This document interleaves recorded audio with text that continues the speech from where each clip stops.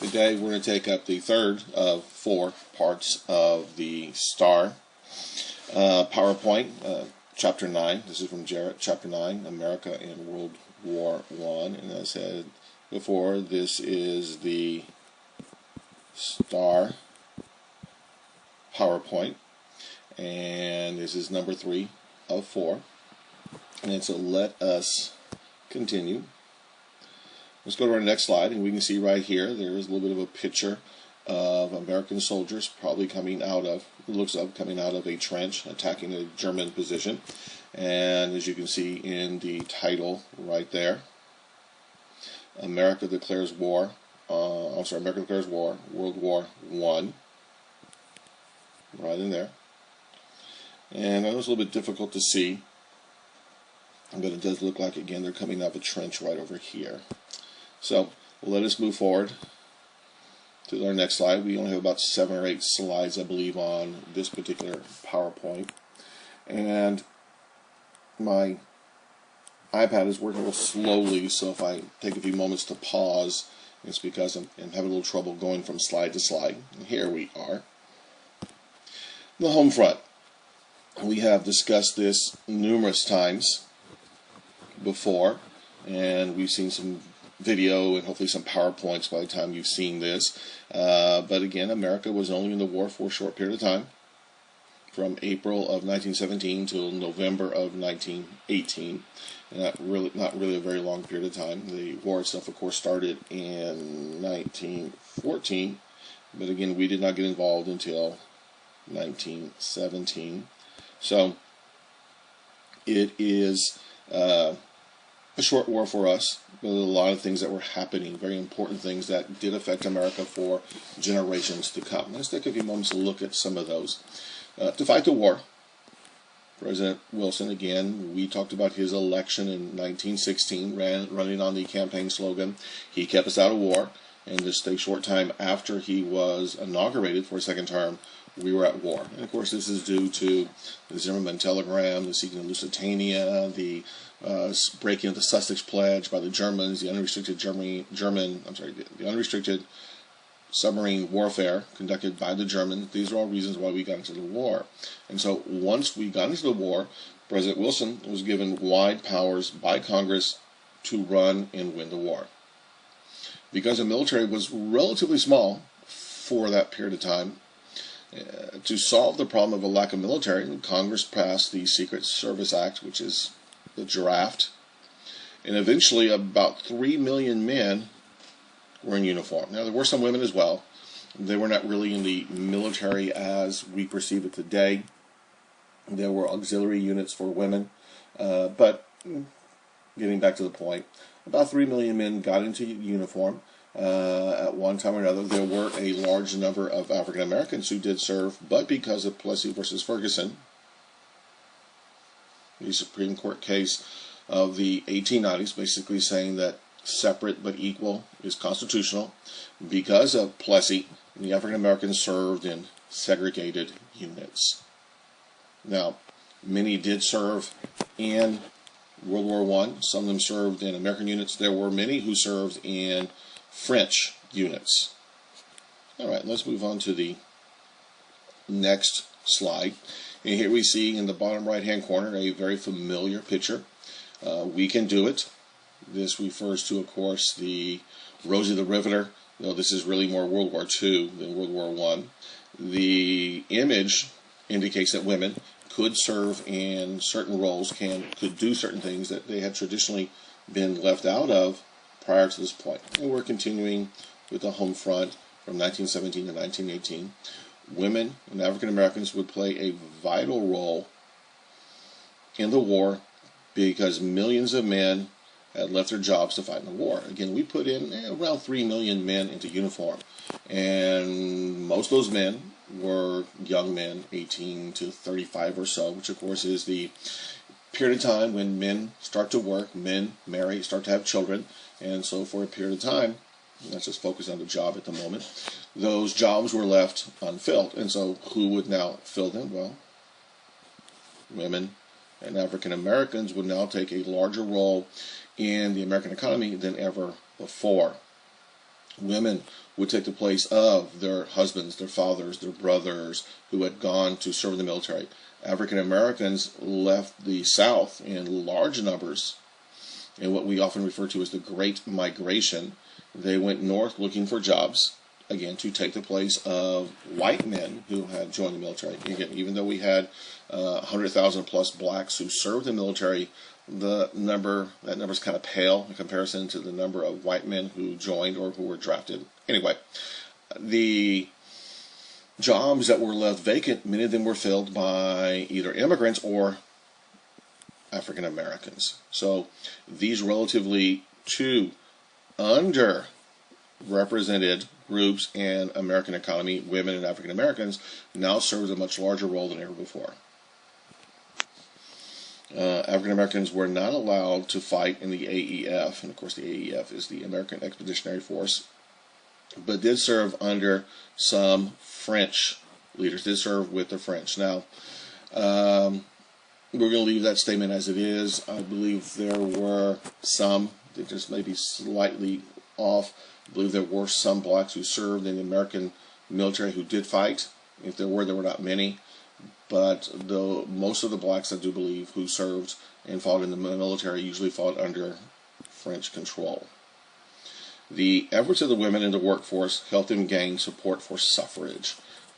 Universal suffrage, the 19th Amendment, that comes to be, that is passed a year or so after the war ends, in large part due to the efforts women put forth in World War I, during World War I, as they took the place again of their brothers, their fathers, their husbands, in the economy, doing the jobs that those men had been doing before. Let us continue with the home front in 1917 and 1918. We have a picture there in the bottom right-hand corner of a supposedly attractive young woman. Okay, you've got a date with not a blonde, but with a bond. And this was trying to sell war bonds in order to raise money to help finance the war. Again, we're looking at 1917, 1918, the home front. About 2 million men would serve in Europe, and we put almost 3 million men in uniform, so about 2/3 of them went to Europe. Not all of them would see combat, of course, because we were only in the war for a relatively short period of time. But the cost of the war was about $30 billion, which was a tremendous sum of money at that time. If you were to take it and to equate it to today's dollars, I can't really give you an exact number, but keep in mind this is about 1918. In 1929 or so, at the time of J.D. Rockefeller's death, his $900 million, which was his fortune, the amount of money he is credited with having at the time of his death, that $900 million is approximately worth about $500 billion today, which would make him the richest man of all time. So we go back a few years and we take 900 million and make it 30 billion. Well, we're probably looking at trillions of dollars. You know, if I get a chance, I'll see if I can find some website or someone who can transfer that for me and give you a better idea. But let's just go with, it's a staggering sum. And how was this paid for? Move that line there a little bit. How was this paid for? Well, we increased taxes, which is a common way, and the sale of war bonds. Okay, and how do we sell war bonds? Well, we sold it by propaganda, by images, by campaigns like this. Speaking of propaganda, it would play an important role in the war. And if you have not seen, you will see before we finish this chapter several examples of some of that propaganda. Posters depicting the Germans as brutal beasts. Posters depicting the Germans as child rapists. The kind of things that today many of us see all the time. Facebook, someplace on the internet, stories in magazines, so forth and so on, and we kind of, okay, that's just the way the world is. But in the period of time we're discussing, the late 19 teens, that kind of propaganda hit home with a lot of people.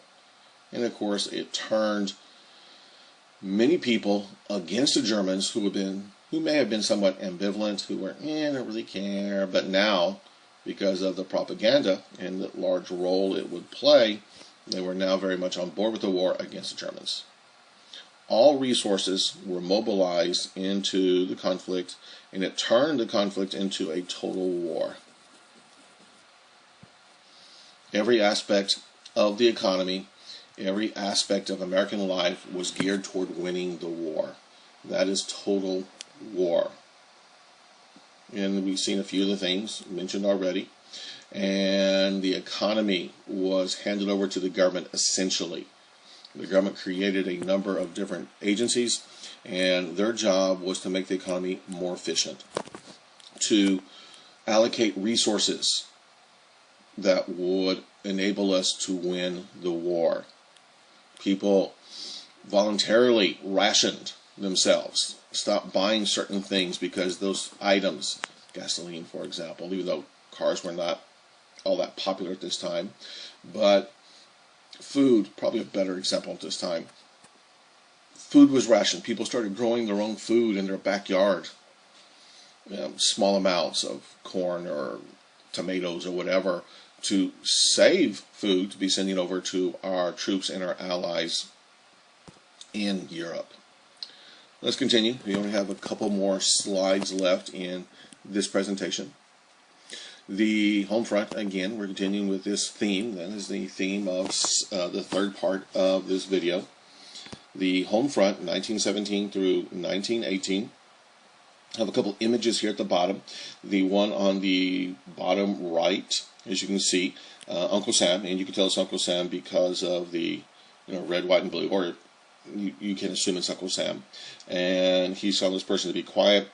Criticism of society is not free speech. Now again, as we talked about, I believe it was the last slide or slide before, the Congress gave the president tremendous power, and this is not uncommon. During this war, again, we're still looking at the home front, during this war, any war really, civil liberties are often violated to meet wartime needs.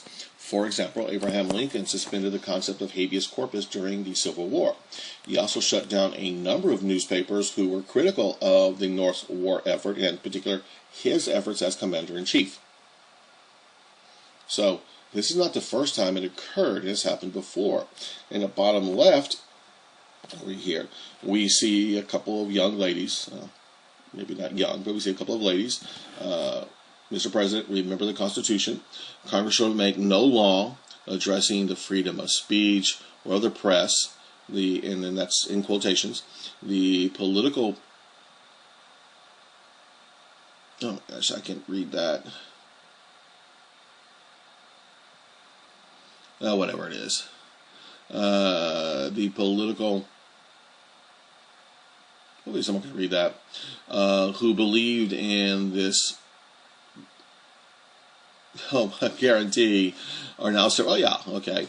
I get it now. The political prisoners, there we go, political prisoners who believed in this guarantee, the guarantee of free speech, are now serving 20 years in prison. I'm sorry it took me so long, but it's difficult to read that. I probably should have written it down before I got to this slide. And so what they're basically saying, people who believed in free speech, as we are guaranteed in the First Amendment, were being arrested and put in jail. And we see about 6,000 Americans who were arrested under the Espionage Act, which was enacted in 1917. Again, the first year that we joined the war. And the Espionage Act made it a crime to criticize the war. Okay? Just like Lincoln had attempted to stop criticism of him in his efforts as commander-in-chief during the Civil War, just as John Adams had made an attempt in his presidency from 1796 to 1800 to shut down dissent, to shut down criticism of him. It was called the Sedition Act under Adams. Anyway, it is not uncommon for presidents to attempt to do this, to shut down people who criticize him at the time of the war. And let's not kid ourselves. President Obama has done the same thing numerous times. He has criticized Fox News, for example, which is really the only of the major media outlets that is at least a least bit critical of him. He's called it not a news organization. He's made fun of it and belittled it, as he has done with numerous of his political opponents. Not exactly the Espionage Act. I mean, it's not like Fox News broadcasters are going to jail or being arrested and going to jail, but it is an attempt to silence, to marginalize your political opponents. Now, the Espionage Act violated American civil rights, like the First Amendment, which of course is the amendment that goes into free speech. So here we have in the bottom left an example of that, and then we have here, the bottom right and the bottom left, examples of freedom of speech being violated by the president in order to win the war. All right. We have a couple of more slides, I think about 3 more slides. Next two, we'll look at some of the heroes of the war, and we have here in the bottom right-hand corner a picture of General John Blackjack Pershing. He is one of the 2 heroes that we'll be taking a look at. Pershing was selected to lead the AEF, the American Expeditionary Force. We've already discussed him prior. He, of course, was the man who was selected to lead the army in search of Pancho Villa. I believe that was in 1914. He also served, not with Teddy Roosevelt, but he did serve in the Spanish-American War, and he fought at San Juan Hill with Teddy Roosevelt. So he does have a long war record. He was, as it states in the 3rd bullet, a decorated war hero.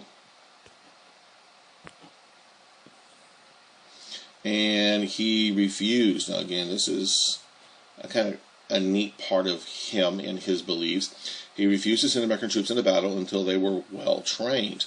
He wanted to make sure his troops were the best trained, best outfitted, best equipped army they could be. And of course, with American resources, that meant they were well trained and equipped. He believed this would lead to fewer deaths, which of course then won him the love and respect of his men, because Pershing put his troops ahead of his own personal goals, his own personal agenda. And let's face it, in today's political environment, that is not often occurring. We go to our next hero of the war. We're going to be looking at Alvin York. And there's a picture of Sergeant York at the bottom of the page there in the right-hand corner, right there. Here's an image of the Congressional Medal of Honor. Alvin York was a Tennessean. He represented the typical draftee of World War I. He was underprivileged and undereducated. In the Battle of the Argonne Forest, which of course is the most important, the best well-known battle of the entire war, Sergeant York is credited with single-handedly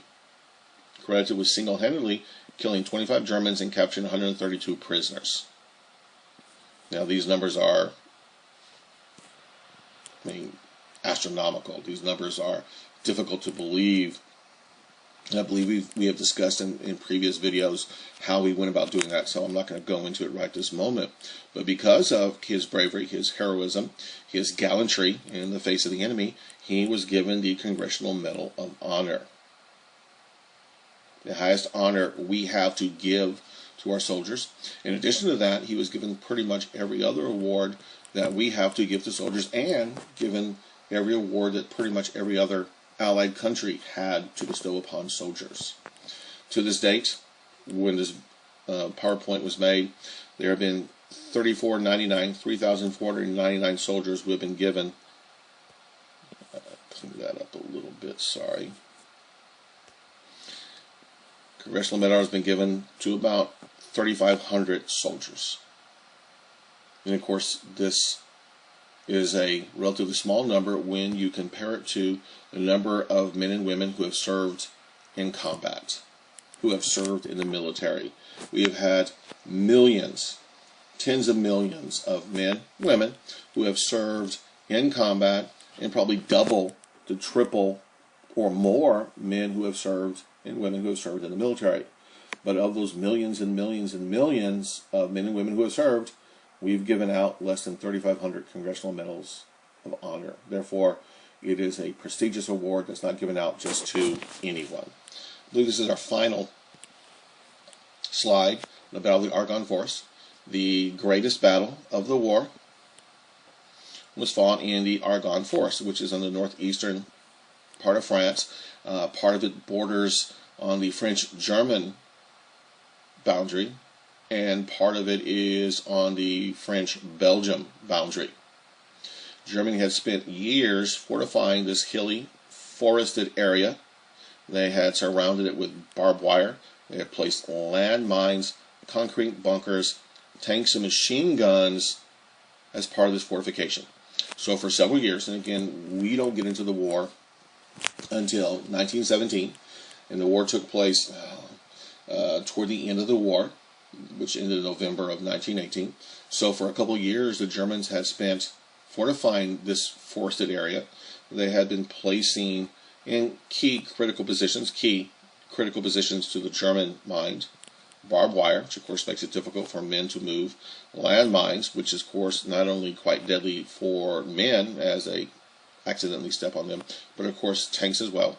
Concrete barriers, which made it difficult for tanks to move through because they were too large, too heavy for the tanks to go over. And this, of course, is before tanks became the bigger, stronger, more powerful machines that they are today. They put in some places tanks would then deal with the infantry moving through the forest, and of course machine guns. So this had all been done for a couple of years leading up to the battle. General Pershing led about 600,000 men into this battle, and against all odds, he succeeded in breaking through the German lines in this is really the last big battle of the war, and most important battle the American Expeditionary Force fought. So really this is the biggest, most important battle that the AEF fought in, and this is really the final battle, really big final battle of the war. Alright, let me double check, and yes, we are done. That was the last slide of this particular presentation. Again, this is the third of 4 presentations of the STAAR PowerPoint. We will have one more. And so, STAAR. This is 3 of 4. And that is it. See you next time.